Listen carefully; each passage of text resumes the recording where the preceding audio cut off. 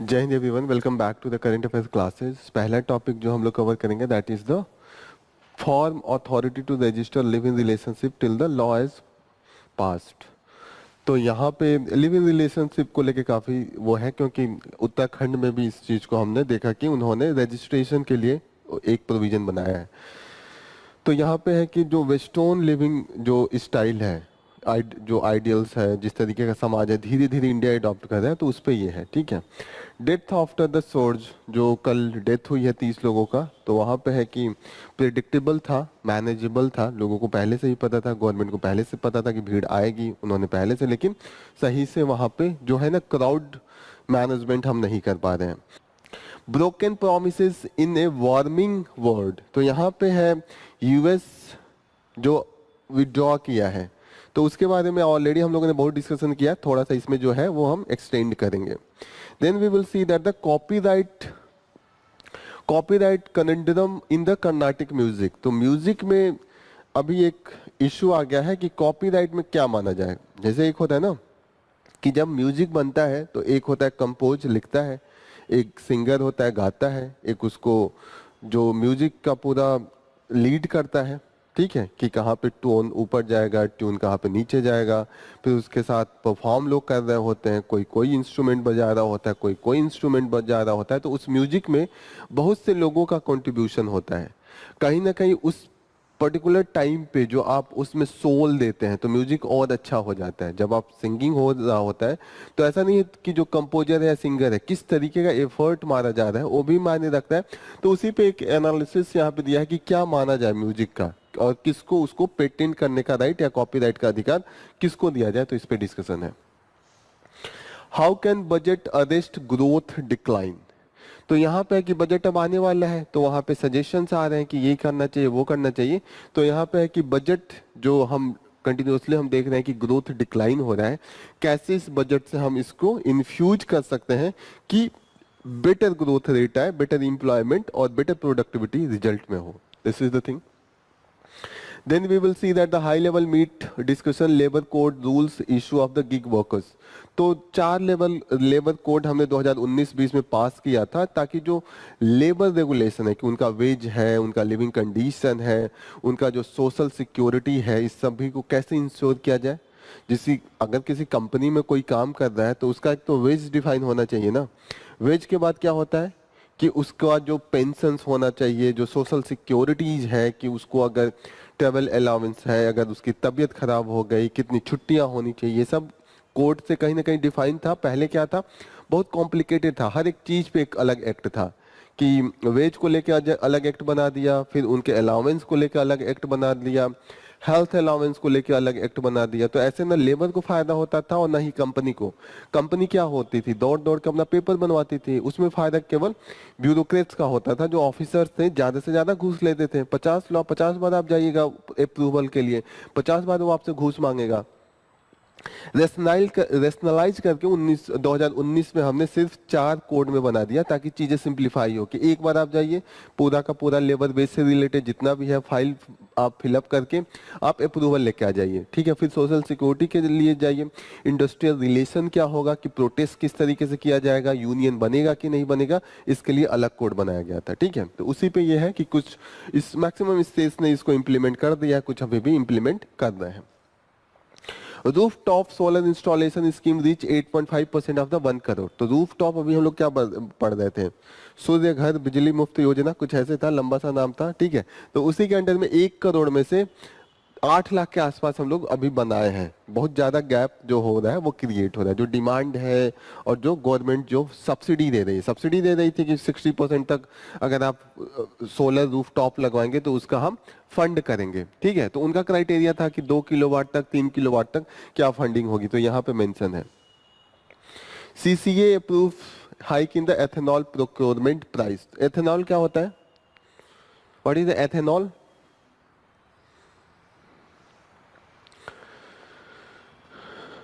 Ethanol का भी news में था, क्योंकि जो पेट्रोल है, जो डीजल है, उसमें हम 10% 20% हम ऐड कर रहे हैं। और एथेनॉल जो प्रोड्यूस होता है, कैसे प्रोड्यूस होता है?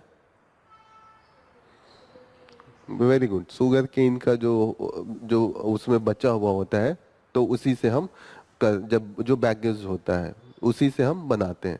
तो एक तो हम जो वेस्ट मटेरियल है उसका यूज कर लेते हैं, और दूसरा चीज़ है कि हमारा जो इंपोर्ट है क्रूड ऑयल का वो हम कम कर देते हैं। तो गवर्नमेंट इसका प्राइस थोड़ा सा हाइक किया है कि जो लोग प्रोड्यूस कर रहे हैं उनको इंसेंटिव मिले कि वो ज़्यादा से ज़्यादा प्रोड्यूस करें, क्योंकि हम जो डिमांड है, जितना हमें नीड है एथेनॉल का, क्योंकि ये ग्लोबल वार्मिंग में भी इम्पैक्टफुल होगा, क्योंकि जो क्रूड ऑयल है उसका नीड कम कर देंगे, इसमें ये यूज करेंगे, और वेस्टेज से जो हमारा पोल्यूशन होता है या जो ग्लोबल वार्मिंग का इफेक्ट होता है वो कम होगा। तो ओवरऑल हम रिड्यूस करेंगे, तो इसीलिए एथेनॉल की वैल्यू इस समय बढ़ी हुई है। रेटिनल डिजीज होता है, एक जेनेटिक डिजीज होता है कि बच्चा जब पैदा होता है तभी इसमें माना जाता है कि there is some defect into the eyesight, और किसी किसी में ब्लाइंडनेस बचपन से ही होती है, तो उसका आरएनए के थ्रू हम एक थेरेपी दे रहे हैं, सही करने का बहुत चांसेज है। तो उस पर एक आर्टिकल है।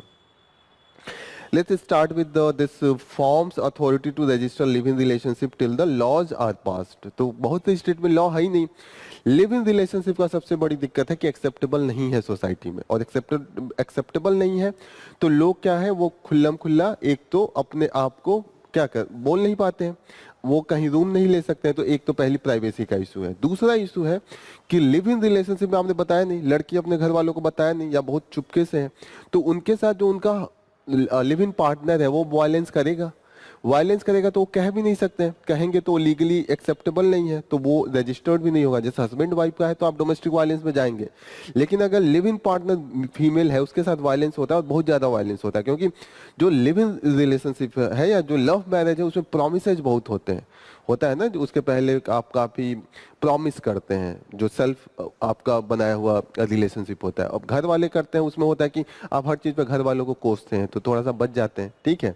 लेकिन जो लव मैरिज होता है वो आप हस्बैंड एंड वाइफ जो उनमें जो दो पार्टनर होते हैं उनमें आता है, तो एक दूसरे को कोसते हैं, कोई तो मिला नहीं, तो वहां पे चीजें बिगड़ने की चांसेस ज्यादा होते हैं। तो लिव इन रिलेशनशिप में वायलेंस ज्यादा है, और वायलेंस ज्यादा है लेकिन उनके लिए कोई लीगल प्रोविजन नहीं है। वायलेंस हुआ और लिव इन रिलेशनशिप हम एक्सेप्ट ही नहीं कर रहे हैं सोसाइटी में, तो वो केस भी नहीं रजिस्टर कर रहे हैं। तो इसीलिए कहा जा रहा है कि कहीं ना कहीं जो फीमेल है और जो बच्चा जो बर्थ ऑफ स्प्रिंग पैदा होता है, तो कहीं ना कहीं उसके राइट्स की बात होती है। लिव इन रिलेशनशिप कभी तोड़ के आप बाहर जा सकते हैं, रजिस्टर्ड नहीं है, सोशली एक्सेप्टेबल नहीं है, तो उस बच्चे का भी तो फ्यूचर खराब कर दिया आपने। तो कहीं ना कहीं इन दोनों के लिए जरूरी है कि रजिस्ट्रेशन हो, और अगर इस रिलेशनशिप को इस तरीके से लीगल बनाया जाए कि जैसे कि नॉर्मल हस्बैंड वाइफ का रिलेशन हो, उस तरीके से ट्रीट हो, ठीक है। तो यही बात यहाँ पे हो रही है। यहाँ पे यही कहा जा रहा है कि court acknowledge that India is opening doors to the western ideas including the live in relationship. तो अगर हम धीरे धीरे डोर ओपन कर रहे हैं तो कहीं ना कहीं उसके लिए हम जो लीगल प्रोविजन है वो भी हम प्रोवाइड करें। Court noted no separate legislation exists in the live-in relationship. Their legal status or the protection of the female partners or the children is absent. Vacuum है वहाँ पे, कुछ नहीं है। तो कहीं ना कहीं मिसयूज जो भी होता है वो किसके खिलाफ होता है, फीमेल एंड द चाइल्ड, जो दोनों वीकर सेक्शन है, दोनों के पास empowerment नहीं होता है। This is the main issue. Death after the surge, most number of the death during the religious gathering में इस समय इंडिया नंबर 1 पे चल रहा है। जो रिलीजियस गैदरिंग, क्योंकि ऑलरेडी रिलीजियस जो बिलीफ है, फेथ है, बहुत ज्यादा हम लोग हाइट पे ले जा रहे हैं, और इसीलिए इस तरीके की चीजें और बढ़ रही हैं। Uncontrolled surge of the devotees at the bathing ghat, जो ऑलरेडी इन्होंने जो प्रिडिक्ट किया था वो था कि 100 मिलियन होगा, 10 करोड़ होगा, 10 करोड़ लोगों का वो एक्सपेक्ट कर रहे हैं, ठीक है। मौनी अमावस्या है इस दिन, क्योंकि ये सबसे ऑस्पिशियस टाइम माना जाता है। अब यहाँ पे है कि traffic regulation could have been implemented earlier to ensure a steady and manageable flow. जैसे हो रहा था ना कि एक भीड़ है, तो उस समय अब आप सोचिए 1000 लोग होते हैं तो नहीं पता चलता इधर चले, एक जगह भीड़ इकट्ठा है ना, रास्ता भी तो नहीं पता चलता है, उसमें लोग कंफ्यूज होते हैं। मैक्सिमम लोग गांव से भी आ रहे हैं, उनको कुछ पता भी नहीं है कि रूल रेगुलेशन क्या है। तो उस हिसाब से ये सब जो चीजें जो अभी आप बाद में रेगुलेशन स्टार्ट करने की जगह जगह आपने चीजें रुकवा दी, प्रोसेसन जो हो रहा था उसको आपने प्रॉपर तरीके से मैनेज किया, वो तो पहले भी हो सकता था, ठीक है। तो उस तरीके, और 10 करोड़ का मतलब होता है कि जैसे हम लोग डिस्कस कर रहे थे, देश की आबादी हो गई, देश की आबादी 10 किलोमीटर एरिया में, बड़े बड़े देश की आबादी आप ले रहे हैं। सोचिए पूरा पाकिस्तान छोड़िए, इथियोपिया का जो ये है पॉपुलेशन है वो 10 करोड़ के आसपास है। इथियोपिया बड़ा देश है, अफ्रीका का सबसे बड़े देश में इथियोपिया आता है, वो पूरा एक 5 किलोमीटर एरिया के अंदर में, मानिए 5 नहीं, आजकल बढ़ा के 10 किलोमीटर कर दिया। 10 किलोमीटर कितना दूर होता है? गोरखपुर का ये जो सिटी एरिया यही आएगा, और इसमें पूरा इथियोपिया के लोग को आप लाके खड़ा कर दें। This is the thing. ये 6 स्टैम्पिड है कुंभ में, सोचिए एक स्टैम्पिड हो जाता है तो लोग मैनेज करने लगते हैं। आप किसी भी दुनिया में सुनने होंगे कि यहाँ पे एक स्टैम्पिड हुआ, मैक्सिमम 2 होता है। हमारे वहाँ 6 बड़ा स्टैम्पिड हो चुका, फिर भी हम इसको प्रोटेक्ट नहीं कर पा रहे। This is the thing that shows the mismanagement. तो यही कह रहे हैं कि जो पोस्ट फैक्टो हैंडलिंग जो आप कर रहे हैं, घटना घटने के बाद कर रहे हैं, उसको आप प्रोएक्टिव प्लानिंग कीजिए पहले ही। जब कुंभ तो ऐसा है नहीं, कुंभ तो 3 साल पे एक से होता है, और ये जो महाकुंभ है वो तो 144 साल में, और जो ये पूर्ण कुंभ है वो 12 साल में होता है। तो आपको पहले से पता होना चाहिए ना, कि पहले से डेटा तो रहता है कि पिछले कुंभ पे इतना है, और हर बार कुंभ पे उससे ज्यादा ही आएंगे क्योंकि पॉपुलेशन बढ़ रहा है। तो यू शुड हैव मैनेज कि कहाँ पे कौन सा पोस्ट होगा, कहाँ पे घाट होगा, कहाँ पे इंफ्रास्ट्रक्चर क्रिएट करेंगे नहाने के लिए, कहाँ कपड़ा बदलने के लिए, कहाँ पे गाड़ियां खड़ी होंगी, सब कुछ कंफ्यूज करता है ना, कहाँ पे दुकानें होंगी, एवरीथिंग शुड बी देयर। कि कुछ भूल जाए तो हर एक 50 मीटर 100 मीटर पे आप वहाँ पे कुछ स्पीक, वो होता है ना लाउड स्पीकर, या उससे आप बुलवाएं। लोग भूलते भी तो हैं, आप पता कीजिएगा, मैक्सिमम लोग जा रहे हैं भूल जा रहे हैं। This is the condition. तो वो सब चीजें मैनेज पहले से हो सकती थी। अगर लोग भूलते हैं तो क्या अफरा तफरी तभी तो मचता है कि उनका नहीं मिल रहा, वो दौड़ के ढूंढते हैं, फिर उसको ढूंढने गया वो अलग भूल गया। This is the case. Broken promise in the warming world. तो यहाँ पे हो रहा है कि जो यूएस है वो सबसे ज्यादा वेल्दियस्ट नेशन है, सबसे ज्यादा एमिटिंग वही किया है, तो अब वही बाहर आ जा रहा है जहां तक कि उसको सबसे ज्यादा कंट्रीब्यूशन करना चाहिए था। तो कहीं ना कहीं ओवरऑल जो ग्लोबल वार्मिंग का जो हम लोग एक लेके चल रहे थे पेरिस एग्रीमेंट के थ्रू कि 1.5 डिग्री या मैक्सिमम 2 डिग्री के नीचे हमें रोकना है, तो ये वाला चीजें कहीं ना कहीं अब नहीं हो पाएंगी। यूएस ऐसे भी वो सही से सपोर्ट नहीं करता है। पहले क्योटो प्रोटोकॉल था, पेरिस एग्रीमेंट के पहले हम लोग फॉलो कर रहे थे क्योटो प्रोटोकॉल, और क्योटो प्रोटोकॉल में बाइंडिंग इम्प्लीमेंटेशन था, बाइंडिंग जैसे था कि आपको ये करना है। जब भी अभी जो पेरिस एग्रीमेंट है वो उनका डिस्क्रिशनरी है कि वो खुद डिसाइड कर देंगे, खुद इंप्लीमेंट करेंगे। पहले था कि अगर बाइंडिंग का मतलब होता नहीं करेंगे तो पेनाल्टी लगेगा, आपको करना ही है, लीगली आपके खिलाफ एक्शन लिया जाएगा। तो क्योटो प्रोटोकॉल पहले बाइंडिंग था, लेकिन यूएस इसका इतना विरोध करता था। यूएस विरोध करेगा, ऑलरेडी हमने डिस्कस किया था क्यों यूएस विरोध। सबसे ज्यादा इंडस्ट्रियलाइज वो है, दूसरी चीज है कि सबसे ज्यादा क्रूड ऑयल वही बेच रहा है, और क्रूड ऑयल ही हम कम करवा रहे हैं ना एमिशन कम करने के लिए। हम कह रहे हैं कि सोलर एनर्जी पे जाइए, विंड एनर्जी पे चाहिए, और इनके पास जब क्रूड ऑयल है तो ये बेच के कमा रहे हैं, और आप वही कम करवाएंगे तो ओवरऑल डायरेक्ट घाटा है ना।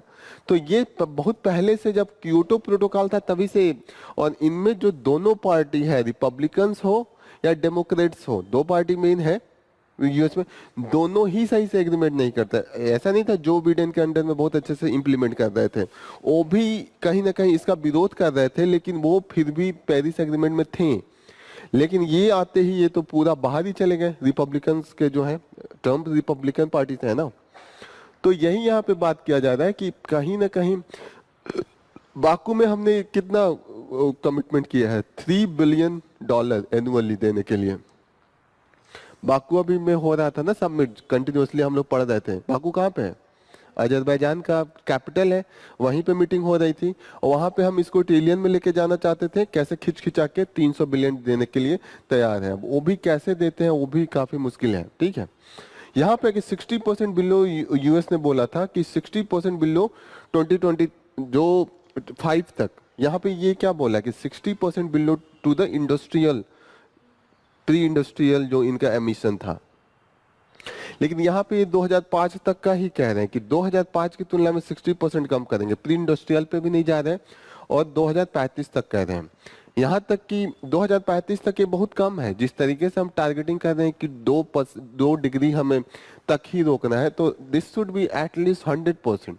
जो और कंट्रीज है यूरोपियन यूनियन, वो तो अपना एमिशन 0 तक ले जाने को तैयार है, मतलब पूरा का पूरा एमिशन वो रोकने को तैयार है। लेकिन यहाँ पे देखिएगा कि यूएस का ऑलरेडी इन्होंने रिड्यूस किया है।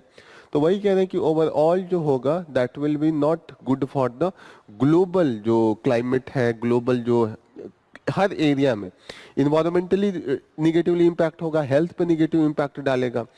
जब हेल्थ पे निगेटिव इम्पैक्ट डालेगा तो जो गरीब कंट्रीज है, उनके जो गरीब लोग हैं पॉवर्टी साइकिल में जाएंगे, तो जो सोशल स्ट्रक्चर है वो भी इम्पैक्ट निगेटिवली इम्पैक्ट होगा। तो हर तरीके से यहाँ पे निगेटिवली इम्पैक्ट हो रहा है। What is UNFCCC? United nation framework convention on the climate change. ठीक है, ये 1992 से हमने स्टार्ट किया था, जब रियो अर्थ समिट था, सबसे बड़ा जो समिट था, जो पहली बार हमने कहा कि अगर हम एक्शन नहीं लेंगे तो पूरी दुनिया खतरे में पड़ सकती है। तो हमने रियो अर्थ समिट, ब्राजील का एक जगह है रियो डी जेनेरियो, वहां पे हमने किया था, और वहां से हमने यूएनएफसीसी बनाया था। इसके अंडर में ही जितनी मीटिंग होती है। ठीक है, जो अभी हम पेरिस एग्रीमेंट किए थे वो यूएनएफसीसी के अंडर में ही कर रहे हैं। तो यहाँ पे जो सबसे खराब परफॉर्मेंस अभी तक जो कमिटमेंट है वो यूएस का, एनर्जी में भी देखिएगा कि 80% of the US energy use and 70% of the EU energy use still come from the fossil use. तो अभी भी जो 80% है वो कहाँ से यूज कर रहे हैं? फॉसिल फ्यूल से ये लोग कर रहे हैं, और हम फॉसिल फ्यूल्स को ही कम करना चाहते हैं। क्लियर है यहाँ पे what is the overall condition?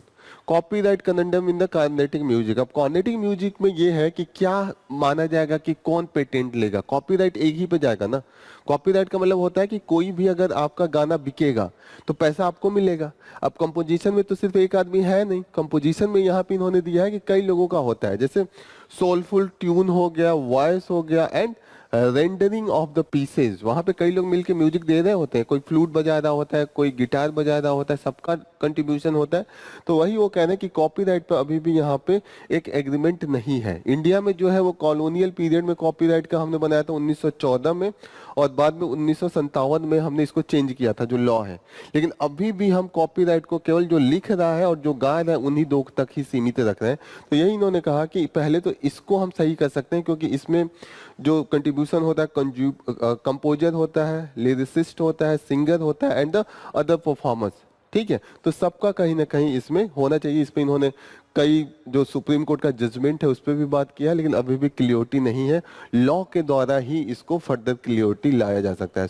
पहले पार्लियामेंट में डिबेट हो कि क्या हो, कैसे हो, उसके बाद लॉ बनाए, तब चीजें जाके स्ट्रीमलाइन होंगी।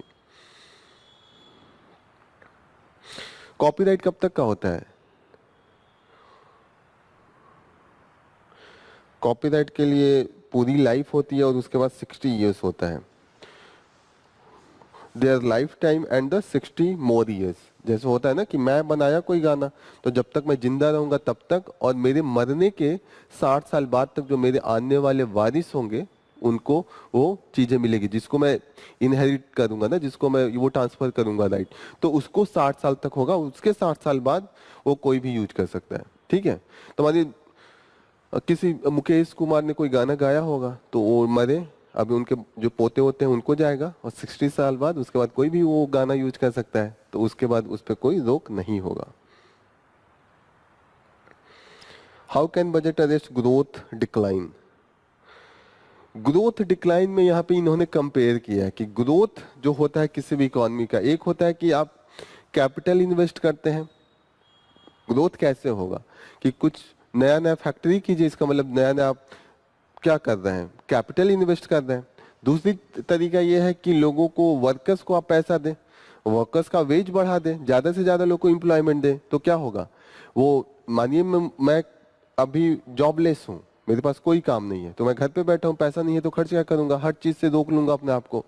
कल को मेरी जॉब लग गई, अब मैं कमाने लगा, डेली का 500 कमा रहा है, तो मेरे पास 500 होगा ना, तो उस 500 का मैं कभी जाके कुछ ब्रेड खरीदूंगा, हो सकता है कभी बिस्किट खरीदूं, कभी हो सकता है कि मैं चेयर खरीद के लाऊं, कभी टेबल खरीद के लाऊं, कभी पैसे इकट्ठा करके मैं टीवी खरीद के लाऊंगा। तो वो जब मैं टीवी खरीदूंगा तो टीवी का प्रोडक्शन बढ़ेगा, डिमांड बढ़ेगा, तो जो टीवी प्रोड्यूस करेगा वो ज्यादा से ज्यादा लोगों को हायर करेगा।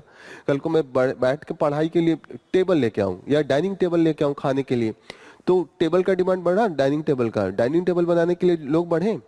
तो ग्रोथ का एक मॉडल है कि आप केवल इन्वेस्टमेंट कैपिटल पे कीजिए, दूसरा है कि वेज आप इंक्रीज कीजिए। ठीक है, तो इन दोनों में इन्होंने कहा कि जो आप मॉडल देखिए, खासकर इन्होंने दो मॉडल को कंपेयर किया। 2004 से 2011 के बीच में गोल्डन टाइम माना जाता है कि ग्रोथ रेट मैक्सिमम था।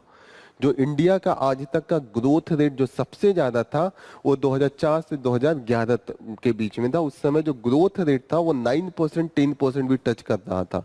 अभी तक ऐसा हाई रेट कभी हमने नहीं अचीव किया। तो उन्होंने कहा कि उस समय की जो सबसे बड़ी उन्होंने अडॉप्ट किया था, उन्होंने कहा था कि right based legislation and new national scheme. Right base का मतलब होता है जैसे मनरेगा है, मनरेगा राइट दे दिया ना, है ना, कि मुझे 100 दिन काम करने का अधिकार है, मुझे मुफ्त में पढ़ने का अधिकार है। जो हमने फ्री एजुकेशन 7 इयर्स से 14 इयर्स को करा है, जो हमने प्राइमरी एजुकेशन को फ्री कर दिया, वो इसी दौरान बना था। तो वो राइट बेस हो गया ना कि मुझे राइट टू एजुकेशन, मुझे एजुकेशन का अधिकार है। गवर्नमेंट कहीं से देगी तो उसके लिए स्कूल बनवाएगी, टीचर्स लाएगी, ठीक है, मनरेगा में काम देगा। तो मैक्सिमम जो इस समय का लेजिस्लेशन हुआ था उस समय राइट बेस्ड था। एक एक्ट बनाया, एक्ट के थ्रू उन्होंने चीजों को कंस्ट्रक्ट भी किया। अब मनरेगा में ऐसा थोड़ी कि पैसा मुफ्त में दे रहे थे, वो तालाब बनवा रहे थे, छोटे छोटे सड़कें गांव में बनवा रहे थे, ठीक है। हो सकता है उन्होंने उस पैसे से स्कूल्स में भी लोगों को लगा दिया कि बनाओ, कहीं ना कहीं कुछ कंस्ट्रक्ट करवा रहे थे, फिर पैसे दे रहे थे। अब उस मजदूर के पास पैसा आ रहा था तो वो खरीद रहा था, तो एक तो कंस्ट्रक्शन करके पैसे दिया, कुछ कंस्ट्रक्ट हुआ, मजदूर का डिमांड बढ़ा तो मजदूर भी जाके खरीदा, तो उसको भी क्या हुआ, उसके थ्रू भी डिमांड बढ़ा, तो ग्रोथ बढ़ेगा। जब डिमांड बढ़ेगा तो ग्रोथ बढ़ेगा। तो वही इन्होंने कहा कि उस समय मैक्सिमम जो जितनी भी चीजें बनी वो कहीं ना कहीं labour class and the middle class को देख के बना रहे थे और पैसे उनको देने की कोशिश कर रहे थे। उस समय भी इनइक्वालिटी बढ़ी थी, लेकिन उस समय का जो मैक्सिमम स्कीम था, इन्होंने लिखा है कि मैक्सिमम स्कीम जो दिया था that was the right based legislation के थ्रू दिया था, और उन्होंने worker class and the labour class को दिया था। और लेबर क्लास ने क्या किया था, डिमांड क्रिएट किया था। जब डिमांड क्रिएट करेगा तो प्रोडक्शन ज्यादा होगा, प्रोडक्शन ज्यादा होगा तो ग्रोथ रेट अपने आप बढ़ेगा। तो उन्होंने यही कहा। बाद में जितनी भी है, बाद में तो गवर्नमेंट की कुछ डिसीजन बहुत शॉकिंग थी, जैसे डिमोनेटाइजेशन, टोटली जो एमएसएमई था उसको डिस्ट्रॉय किया। फिर उसके बाद जो रहा कसर था जीएसटी से हो गया, क्योंकि जीएसटी को लोगों ने को समझ में ही नहीं आया, उसका इतना कॉम्प्लिकेशन था कि लोग उसी में फंस गए। तो उनकी कहीं ना कहीं अब जीएसटी का आप अलग से जिम्मेदारी दे दें, एक छोटे छोटे जो कारखाने होते हैं वैसे भी नहीं चलते हैं, ऊपर से आप एक और लीगल चीजें बढ़ा दी, उसमें भी सीए आके फंसाने लगा कि ऐसा ये करो वो करो, उसको नहीं पता है। जीएसटी जल्दी लोगों को नहीं समझ में आता कि कैसे क्या देना है, खासकर जो ट्रेडर्स हैं। तो वहां पे भी दिक्कत आ गई। जो रहा था सब बचा हुआ था, कोविड-19 ने सब कुछ डिस्ट्रॉय किया, लॉकडाउन के कारण सब कुछ हो गया। तो कहीं ना कहीं ये इम्पैक्ट हुआ है, ठीक है। इनका इम्पैक्ट था जिससे कि सडनली हमारा ग्रोथ रेट 6 पाना भी बहुत मुश्किल हो गया। यहाँ पे इन्होंने यही लिखा है कि consumption of the bottom 80% of the population grew faster than the top 20%। तो कहीं ना कहीं कंजप्शन क्यों बढ़ा था, क्योंकि उनके पास पैसे ज्यादा थे, पैसे ज्यादा थे तो कंजप्शन बढ़ा। आखिर में 80,000 करोड़ जो दे रहे थे वो मनरेगा के थ्रू दे रहे थे। मनरेगा के थ्रू किसको दे रहे थे, बॉटम 80% को ही दे रहे थे ना, क्योंकि उसमें है कि अनस्किल्ड जॉब है और वेज काफी कम है। तो मैक्सिमम जो जा रहा था पैसा वो बॉटम पॉपुलेशन के पास जा रहा था और उनका जो एक्सपेंडिचर था वो बढ़ा था। क्लियर हो रही है चीजें। फिर इन्होंने नीचे लिखा कि physical expenditure was directed towards the working class, जो अभी हम लोग डिस्कस कर रहे थे कि मैक्सिमम जितना भी इन्होंने स्कीम बनाया था working class and the labour class को गया। And the working class the income and employment multiplier effect, जैसे होता है ना, मैं अभी आपको बता रहा था कि मल्टीप्लायर इफेक्ट क्या होता है। What is the multiplier effect? Multiplier effect का मतलब, जैसे मैंने बताया कि मेरे पास वेज आया, मैं खरीदा 4 चीज तो 4 और जॉब क्रिएट हुए, एक मेरा जॉब क्रिएट हुआ। मेरे पास पैसा आया, मैं उसको एक्सपेंड किया तो उसके थ्रू 4 जॉब और मल्टीप्लाई होते जा रहा है। उन 4 लोगों को फिर पैसा मिला होगा। अरे डाइनिंग टेबल जो बनाया होगा उसको मिला पैसे, फिर जिसको टीवी बना रहा होगा उसको मिला, ठीक है, जो ब्रेड बना रहा था उसको मिला। अब उन चारों ने भी तो खर्च किया होगा, क्योंकि वो भी वर्किंग क्लास है। वर्किंग क्लास क्या होता है, मैक्सिमम पैसे उनके कंजम्पशन में चले जाते हैं। वर्किंग क्लास को नहीं शौक होता है कि आप गोल्ड खरीद के रखें, जमीन में पैसे लगा के रखें, क्योंकि उनका तो खाने का ही नहीं हो पाता है। रोटी कपड़ा मकान, इसी में मैक्सिमम एक्सपेंडिचर होता है। तो वहां पे एक्सपेंडिचर के चांस ज्यादा होते हैं और इसीलिए मल्टीप्लायर इफेक्ट कहाँ पे ज्यादा बढ़ेगा, working class and the labour class के पास पैसा ज्यादा है तो है। अब ये इकोनॉमिक्स का चीज है, पढ़ाई जाएगी, अभी समझ में आ रहा है। तो यहाँ पे उन्होंने वही समझाया कि 100 रुपए का है तो leading to the smaller multiplier effect कैसे वो हो रहा है।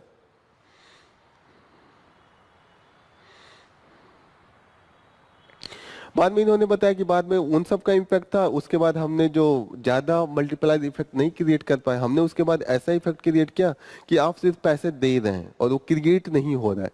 जैसे उसका भी कंजप्शन है, लेकिन वो उस लेवल पे नहीं है जैसे कि मनरेगा का जो इम्पैक्ट होता है। मनरेगा में क्या है, आप कंस्ट्रक्ट भी कर रहे हैं, चीजों को एसेट भी क्रिएट कर रहे हैं, कहीं ना कहीं छोटा मोटा आप नहर बना रहे हैं ना 1000 वर्कर्स को लगा के, तो एक तो एग्रीकल्चर पे भी तो पॉजिटिव इम्पैक्ट कर रहा है। तो मल्टीप्लायर इफेक्ट कहाँ पे ज्यादा है, जहाँ पे राइट बेस्ड एक्सपेंडिचर स्कीम बन रहा है। तो यहाँ पे ओवरऑल डिस्कशन यही है। ये आप समझ में आया कि क्या ये आर्टिकल कहना चाहता है? अगर लिखना हो कि जो इम्पैक्ट था हाई ग्रोथ रेट का, तो कैसे हाई ग्रोथ रेट हम अचीव कर सकते हैं?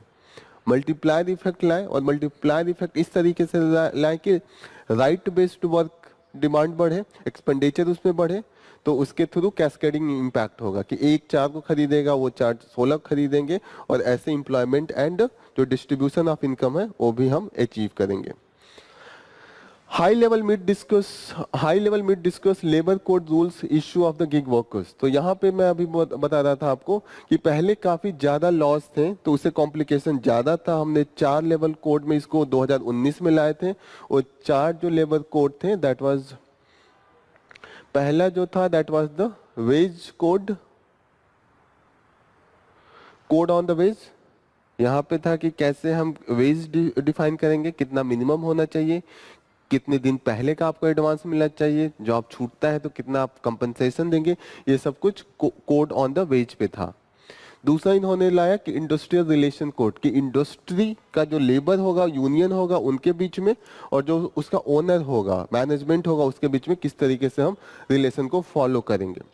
सोशल सिक्योरिटी कोड का मतलब ये हुआ कि जो वर्कर है तो उसका होता है ना कि जॉब छोड़ दिया तो उसके बाद पेंशन कैसे मिलेगा, उसको अगर कुछ बीमारी उमारी होती है तो किस तरीके का होगा, ये सब चीजें सोशल सिक्योरिटी कोड में है। ठीक है। और लास्ट में है कि occupational safety and health working condition, कि यहाँ पे मैं अगर कोई वर्कर काम कर रहा है तो किस तरीके का हमें इक्विपमेंट्स देना पड़ेगा। ऐसा तो है नहीं कि आप खूब गर्मी हो रहा है और उसमें आप बिना पंखे के काम करवा रहे हैं, आप कुछ ऐसा काम करवा रहे हैं जहाँ पे इलेक्ट्रिक शॉक लगने का जरूरत है, डर है, और आप उसको कुछ भी इक्विपमेंट्स नहीं दिए जिससे बचे। तो इस तरीके का है कि ऑक्यूपेशनल सेफ्टी का मतलब जब आप काम कर रहे हो उस समय क्या सेफ्टी होगा, हेल्थ एंड वर्किंग कंडीशन किस तरीके का होगा, वो यहाँ पे डिफाइन करता है। तो पहले जो हमारे 50 कोड थे उसको हटा के हमने अभी 4 कोड में कर दिया ताकि चीजें इजी हो और क्लियर कट में डिफाइन हो। Rooftop solar installation scheme reach 8.5% of the 1 crore. तो ये है ना कि पिछले साल ही स्टार्ट हुआ है, तो एक डेट आप देख लीजिएगा। स्कीम स्टार्ट हुआ था लास्ट ईयर, जब मोदी जी ने वो राम मंदिर का उद्घाटन किया था, उसके बाद ही उनको सूर्य किरण देख के आया था कि सूर्य किरण का हम यूज करेंगे, तो उन्होंने उसके बाद ही स्टार्ट किया था। तो डेट पीछे इसमें पूछता है कि किस डेट को स्टार्ट हुआ, तो डेट ये है। इसके अंडर में हम क्या कर रहे हैं, हम सब्सिडाइज पैसे में रूफ टॉप खरीदने के लिए पैसे दे रहे हैं। तो यहाँ पे है कि रूफ टॉप के लिए जैसे 1 किलो वाट का अगर आप ले रहे हैं तो 30,000 गवर्नमेंट देगी आपको, जितना भी मानिए आप 70,000 में खरीदते हैं तो जो उसका 30,000 है वो गवर्नमेंट देगी, 60,000 2 किलोवाट में देगी, और 78,000 3 किलोवाट का अगर सोलर रूफटॉप आप लगाते हैं तो गवर्नमेंट देगी, सब्सिडाइज्ड है। इसके थ्रू जो इम्पैक्ट आने वाला है, आने वाले टाइम में हम 50 गीगावाट सोलर एनर्जी से ऐड करेंगे। तो कहीं ना कहीं जो हमारा कमिटमेंट है पेरिस एग्रीमेंट के थ्रू उसको भी हम अचीव कर रहे हैं बाय दिस। यहाँ पे दिया है कि 60% जो सब्सिडी होगी अगर 2 किलोवाट तक है, एंड 40% सब्सिडी जो कॉस्ट का होगा। आप समझ रहे हैं ना ये 60% क्या है। अगर 100 रुपए रेट है 2 किलोवाट का, अगर सोलर पावर पैनल आप ले रहे हैं तो उसमें से 60 रुपए गवर्नमेंट प्रोवाइड करेगी। अगर 3 किलोवाट है तो 100 रुपए में 40 रुपए आपको गवर्नमेंट प्रोवाइड करेगी, ताकि आप पे भार कम हो और ज्यादा से ज्यादा सोलर रूफटॉप लगा सके। क्लियर। एथेनॉल हम लोग आजकल प्रमोट कर रहे हैं ताकि जो एमिशन है वो कम कर सकें। जो क्रूड ऑयल का इंपोर्ट है, 2 फायदा है, एक तो एमिशन कम कर रहे हैं और दूसरा जो हमारी डिपेंडेंसी है क्रूड ऑयल पे वो कम कर रहे हैं। और कहीं ना कहीं जो वेस्टेज हम निकाल रहे हैं शुगर फैक्ट्री से, वो भी हम कम कर रहे हैं। तो इसी के लिए गवर्नमेंट ने थोड़ा सा इसका प्राइस बढ़ाया है, ताकि लोग को इंसेंटिव हो तो ज़्यादा से ज़्यादा उसको एथेनॉल बनाए। रेटिनल डिजीज, इस डिजीज का नाम है इनहेरिटेड रेटिनल डिजीज। और ये कैसे ट्रांसफर होता है? जीन के थ्रू ट्रांसफर होता है, जेनेटिक है। तो यहाँ पे है कि आरएनए थेरेपी के थ्रू हम इसको थोड़ा सा सही कर सकते हैं, क्योंकि ये जेनेटिक है। और जेनेटिक चेंज कैसे कर सकते हैं? डीएनए आरएनए चेंज करें तो